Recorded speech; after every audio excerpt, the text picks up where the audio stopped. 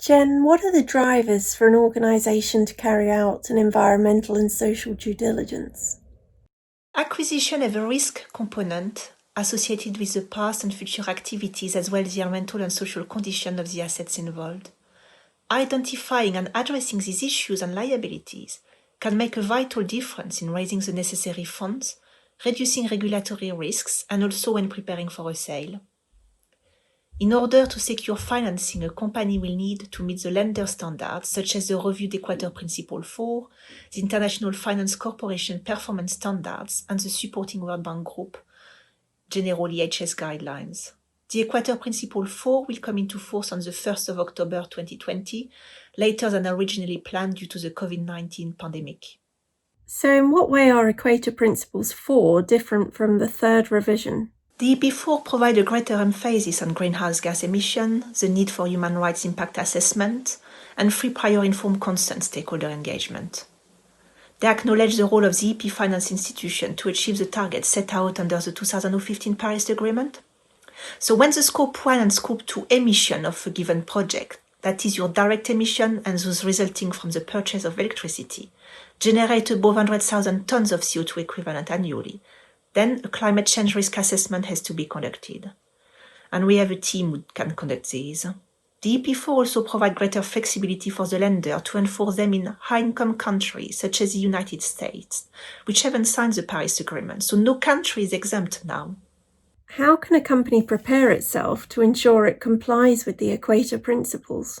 In order to prepare itself to seek finance, a company needs to understand where it meets the principle and where it doesn't, and that's where the due diligence comes in. What does an environmental and social due diligence consist of? An environmental and social due diligence will start with a desktop review of all environmental and social documentation available. That might include permits and consents such as ESIA, baseline surveys, key performance indicators, stakeholder engagement records, grievance registers, etc. In order to comply with IFC Performance Standard 2 and labor condition, there is also a need to look at documentation such as workers' accommodation standards.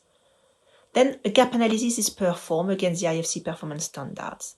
And any gaps are highlighted, and recommendations on how the gaps can be bridged are documented in an environmental and social action plan.